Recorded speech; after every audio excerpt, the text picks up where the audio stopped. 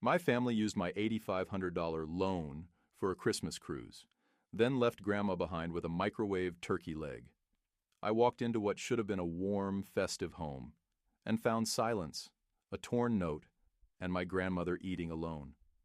That's when I realized what they'd done and what I had to do. Before we begin, please tap subscribe and tell us, where in the world are you watching this and what's in your hands right now? Coffee? Cat? Chaos? We're listening. I was supposed to smell cinnamon rolls and hear Nat King Cole playing from Grandma's old CD player.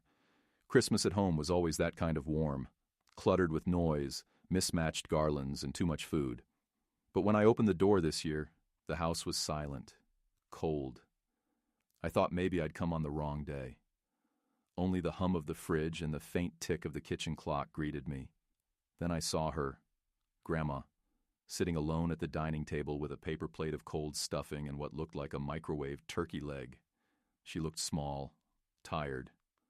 Her sweater still had the tag on it, like no one had helped her dress. I dropped my bag. "Where is everyone?" Grandma didn't look up. "Gone," she said, quietly, as if the word was too heavy. On the counter, under the dusty plastic reindeer, was a torn piece of notepad paper held down by a magnet. I knew my dad's handwriting instantly. "Thanks again for the loan, sweetheart.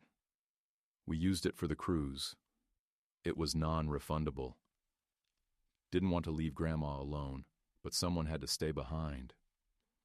Merry Christmas. Be back Jan 3rd. $8,500. That's what I'd given them in September, when Mom cried about the overdue mortgage, and Dad promised he'd pay me back after the new year. I gave it to them even though I needed dental surgery. I gave it to them because I believed them, and they used it on a vacation, a cruise. I felt something in me go very still, like a gear locking into place. I wanted to scream, or throw something, or run out of the house and not stop until I'd left every memory behind. Instead, I sat down across from Grandma and picked up a fork. The turkey was dry. My hands were shaking. "They didn't even leave her any real food," I said quietly. She just nodded. "I found the note this morning." We sat there for a long time, chewing in silence like prisoners. "Did you know?" I finally asked. "No, but I'm not surprised." She set her fork down and folded her napkin. "We'll fix this." I looked at her. She was old, frail, but her eyes were sharp, steady. That was the moment I stopped feeling hurt and started thinking about what came next. Receipts and realizations. I didn't sleep that night. Neither did Grandma. We sat up in our sweaters wrapped in mismatched blankets in the living room, drinking 2 sweet cocoa and flipping through the channels like it was just any old night. But it wasn't. My phone buzzed around midnight. A notification from Instagram. Emily posted a new story. Against every instinct, I tapped it. There they were. My parents, my brother Jacob, his wife Emily, and their teenage twins, all smiling on the deck of some luxury cruise liner, drinks in hand, wearing matching t-shirts that said, "Cruisin' into Christmas." Emily had captioned it, "Best Christmas ever. So grateful to leave all the drama behind. No leeches allowed this year." I stared at the screen for a long time. Leech echoed in my head like a slap. They meant me. I thought about every time I'd paid a bill, just until they got back on their feet. Every babysitting favor, every emergency wire transfer. I'd even co-signed on Jacob's first car. I never asked for anything back, and now I was the leech. "Grandma," I said, voice hollow, "I think we need to look at some receipts." She looked up. "I've got a folder." She shuffled back into her bedroom and came out with a worn accordion file full of bank statements, scribbled notes, even old emails. I added my own digital trail, Venmo transfers, credit card screenshots, Zelle logs. For hours we compiled, labeled, dated. I found $4,300 I'd sent to Jacob over the past 3 years, all marked for Mom's surgery or Dad's meds. There was never any surgery. Dad hasn't taken meds since his gallbladder thing in 2016. Then came the worst part. A private message from Emily to her friend on Facebook, visible only because the friend had tagged me once and forgot to make her account private. Don't feel bad. She's dumb enough to keep giving. Guilt is cheaper than a loan. I read it out loud. Grandma closed her eyes, pressing her lips together. That's when it hit me. This wasn't a one-time betrayal. It was a pattern, a system, a family culture. And I'd been the fool funding it. The last thread of hope in me snapped cleanly. Not with tears, but with clarity. I want every dollar back, I said. Grandma nodded. And I want to see their faces when they realize they messed with the wrong one. We kept working until dawn. Financial records, screenshots, timelines. I even found a recording from last Thanksgiving of Emily venting to my cousin in the kitchen. The audio was fuzzy, but you could clearly hear her say, "We'll just tell her it's for Grandma. She always falls for that." I labeled it Audio Evidence Exhibit A. For the first time in years, I felt something like control. They came back on January 3rd, just like the note said. Their tan lines and souvenir shirts practically screamed entitlement. I was already at the house, sitting at the dining table, waiting. Grandma was beside me in her robe, hair brushed, eyes locked on the door. The front door creaked open. "Oh," Mom blinked, pulling down her sunglasses. "You're early." Dad dropped a suitcase in the hallway. "Didn't expect you to be here already." "Where's dinner?" Jacob brushed past me to the fridge. "You didn't make anything? Come on. After everything I'm not the help," I said flatly. That stopped him. They finally looked at me. Not like family. More like someone they didn't recognize. And maybe they didn't. Because the version of me who would have smiled through the pain, reheated leftovers, and asked how their trip was, she was gone. I pushed the folder onto the table, thick, color-coded, tabs peeking out like tongues. "What's this?" Emily asked, flipping through a page. Then another, and another. Her face changed. "I call it a reckoning," I said. "Screenshots, transfers, emails, and one very interesting voice memo from Thanksgiving. Remember that, Emily?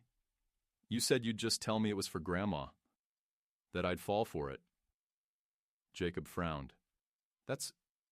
What the hell are you doing?" "What you never expected me to. Standing up." Mom tried to laugh, light and false. "You're overreacting, sweetheart. You stole $8,500 meant for dental surgery.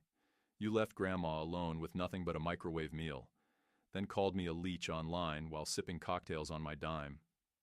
Dad's mouth opened. No words came out. I pulled out my phone. "And here's the message ready to go. An email to local media, a tip to Adult Protective Services about elder neglect, and a shared Google Drive folder with all this evidence.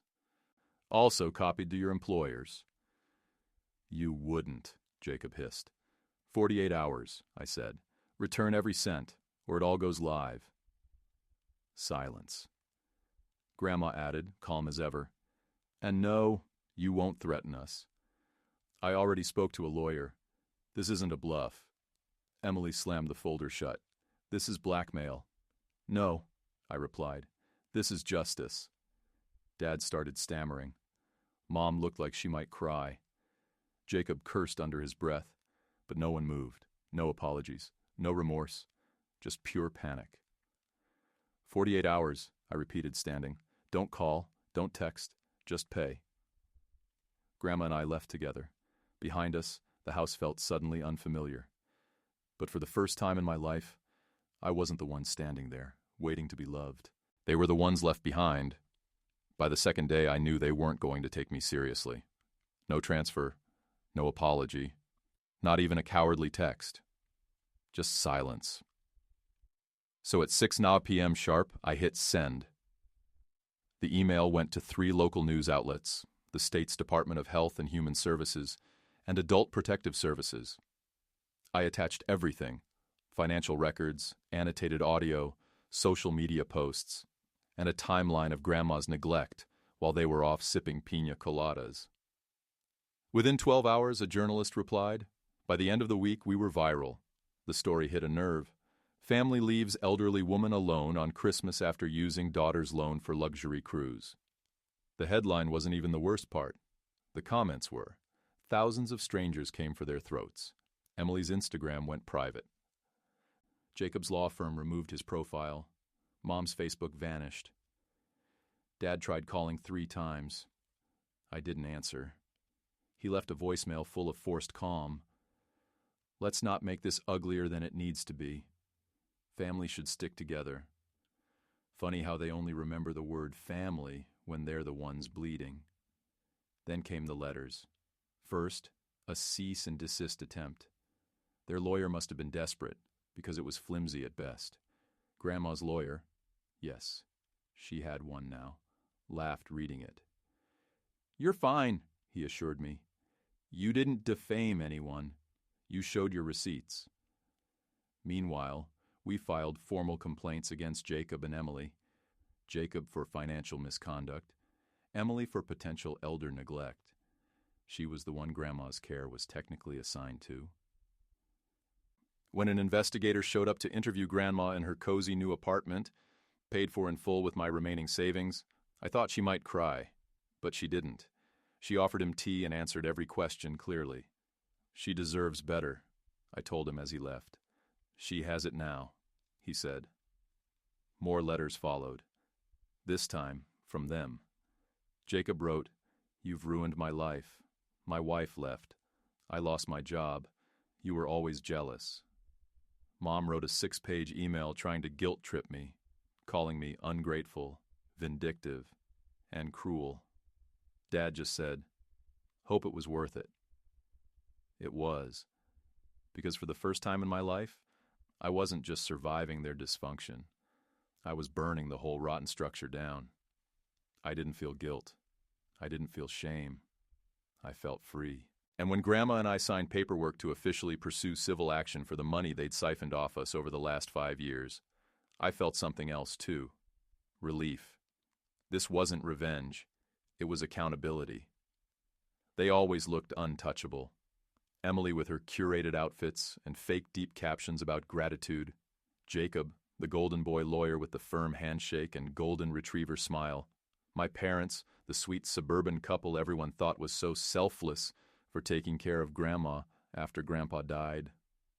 But now? Now the cracks were showing. Emily was fired.